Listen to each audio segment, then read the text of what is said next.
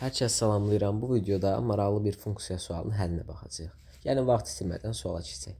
Deməli deyilir ki, həqiqi ədədlər çoxluğunda təyin olunmuş fx funksiyası üçün f2 bərabərdir 5, fa plus b bərabərdir fa plus fb plus ab olarsa f11-i tapın. Deməli mən burada verilən iki bərabərlikdən yaxşıca istifadə etməliyəm.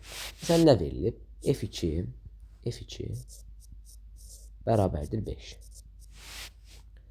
fa plus b isə nə bərabərdir? fa plus fb plus a vur b. İndi mən düşünürəm ki, bu düsturdan istifadə eləyərək və f2 bərabərdir 5-dən istifadə eləyərək mən digər ədədləri də tapa bilərəm. Yəni məsələn f4-ü tapa bilərəm, f5-i tapa bilərəm. Necə tapa bilərəm? Tutaq ki, mən f4-ü tapmaq istəyirəm. Həmçinin mən f1 və f4-ü tapmaqdan başqa bir imkanım yoxdur hələlik. Niyə? Çünki tutaq ki, bu fa plus b-də a b-yə bərabər olsa, nə olar? fa üstəgəl a olar. Bu da nə olar? fa vur 2 üstəgəl a kvadrat olar da, düzdür? İndi mənim əlimdə sadəcə f2 var. Yəni bu a-da mən a-nın yerinə sadəcə 2 qoya bilərəm. Bu zaman mən ədədimi taparam. Yəni a-nın yerinə 2 olsa nə olar? f4-ü tapmış olaram da, düzdür? İndi tutaq ki, burada a-nın yerində 2-dir. A-nın yerində 2-dir. Onda nə olacaq? f4 bərabərdir f2 vurulsun 2 üstəgəl 4. f2 5 idi. 5 vurulsun 2 üstəgəl 4. Yəni 14.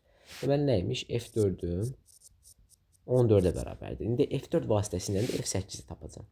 f8 bərabərdir f4 üstəgəl 4-dür, düzdür? Bu da nəyə bərabərdir? f4 vurulsun 2 üstəgəl 16. f4-üm 14 idi. 14 2-ni 28 üstəgəl 16 bərabərdir 44. İndi məndən nə istəyir? Məndən f11 istəyir.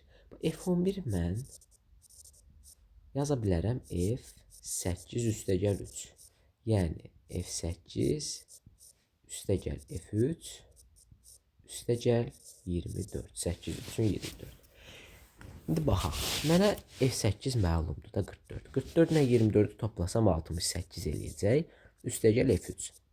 Lakin f3-ün qiymətini bilmirəm. Mən bu f3-ü necə taparam? f3 nədir? f2 plus 1-dir də, düzdür? Bu düstura əsasən mən necə yaza bilərəm bunu?